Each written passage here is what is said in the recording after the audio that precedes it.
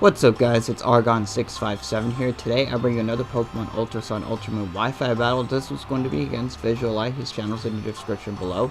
So today we have a never used here battle, and yeah, it's a Sand Team that I'm using. I did use the Sand Team in my previous video. So yeah, actually not my previous video, the video before that. Yeah, the thing is, again, he has a ghost type, so basically it's like the only thing that actually his ghost type, Rotom, and his Probopass are like the only thing that stops my Stoutland from just clicking its stab move return. So I do have the Sand Slash though, which can possibly it could possibly do some work. I mean, I do have to whittle down his Slowbro and all that good stuff. And yeah, his Comfy is probably the most threatening Pokemon on my team because of its ability Triage.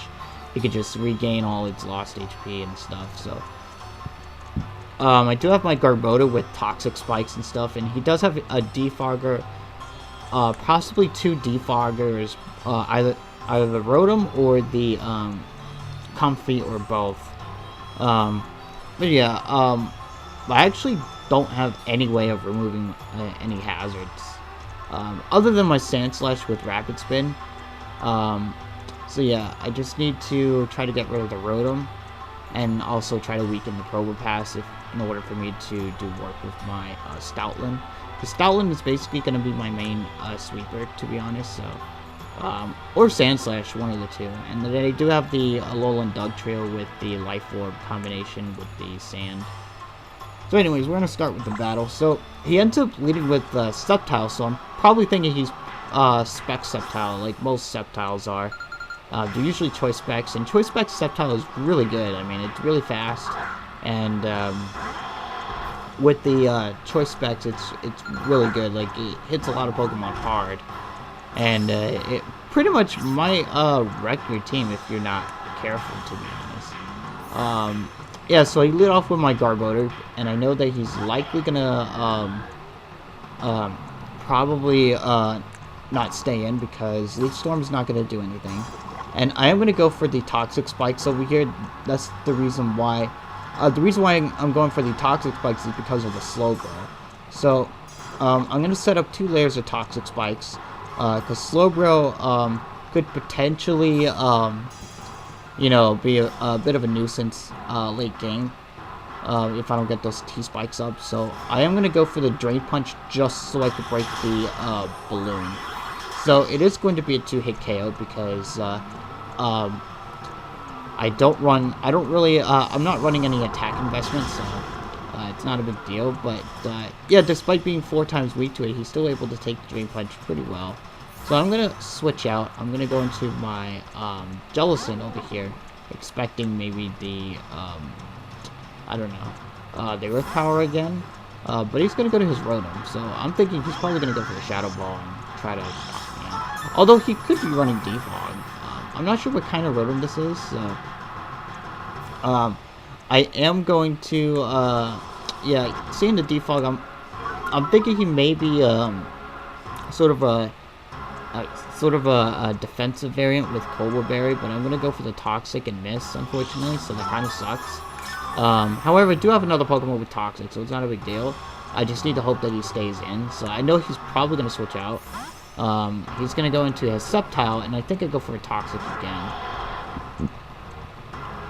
Because this Toxic on the Sceptile is really important, because I don't want Sceptile staying in on me all the time and overpredict.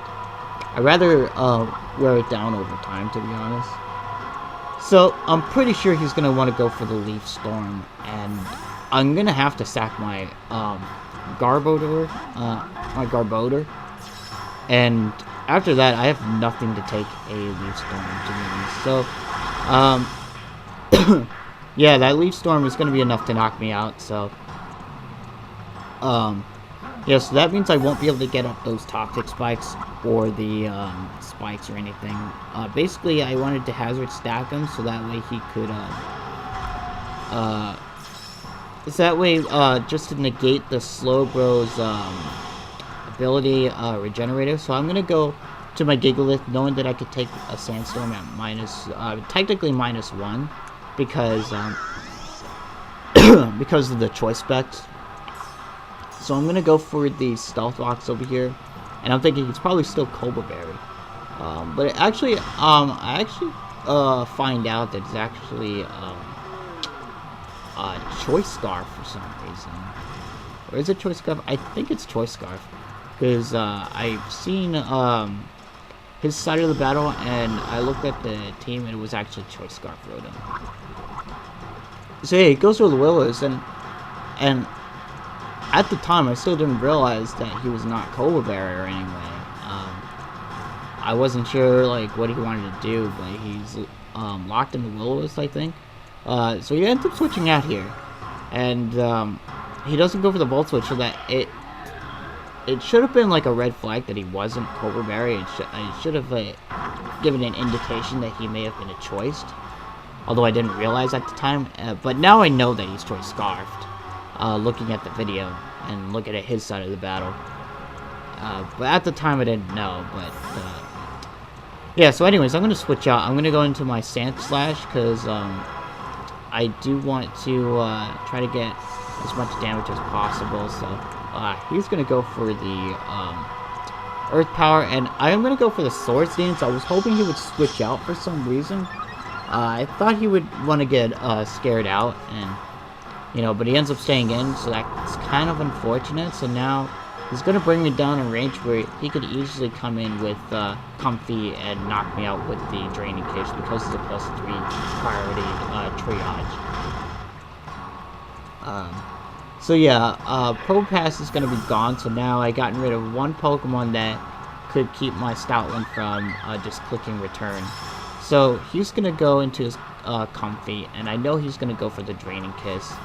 And yeah, so I'm going to go into my Dugtrio, which is a Steel type, and I know that I can easily take like 1 or 2 of them. So yeah, the Draining Kiss, actually, I do take it kind of nicely though. So but I am going to go for the Iron Head, because I know it's super effective, but I probably should have went for the Earthquake, because he does still have that Slowbro hanging around.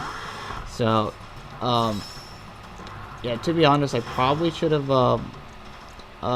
went for the Earthquake, because I would have been able to do some pretty sizable damage.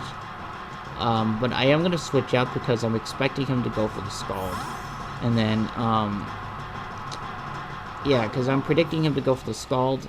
And I think he's probably just that Cobra Berry, Slowbro, or Water EMZ, one of the two.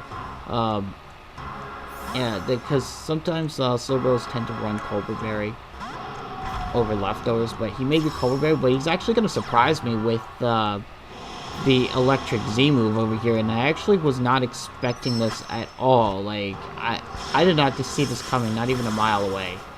So he's going to actually pop his Electric Z move, the Gigavolt Havoc, and it turns out he had the Zap Cannon. I was not expecting an Electric Z move, and I didn't switch into my Gigalith on purpose, thinking that he would go for like the Electric Z move. I actually went into my Gigalith just to set up the Sand again, and expecting him to maybe want to go for like a Toxic or something. I don't know. But he ends up going for the Z move, but it's also good because I made him waste his Z move, and now I can easily, go, pretty much go for the Toxic on him. I do have the Toxic, so I am going to stay in and go for the Toxic, because the Zap Cannon is 50% accurate, but if it does hit, he does get the 100% paralyzed. So yeah, so I'm gonna go for the Toxic over here, and I am gonna poison the Slowbro. So now Slowbro is not gonna stay in too much,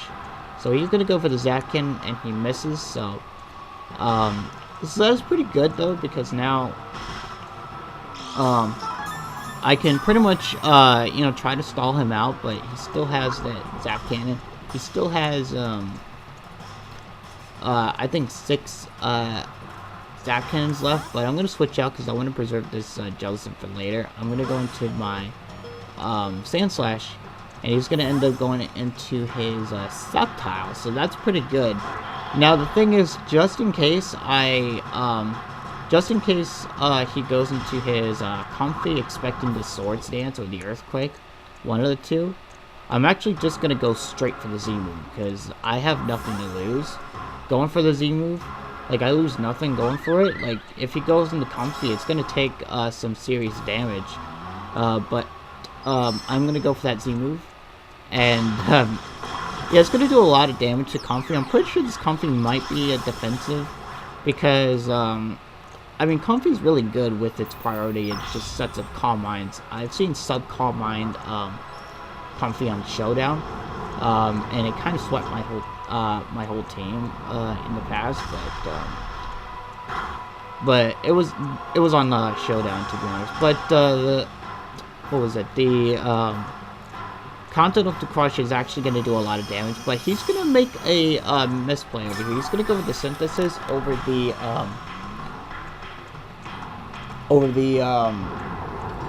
Draining Kiss. I guess he thought he would be able to heal up, but yeah, I think either that, it could have been a misclick. I think it may have been a misclick. I think he may have meant to go for the Draining Kiss.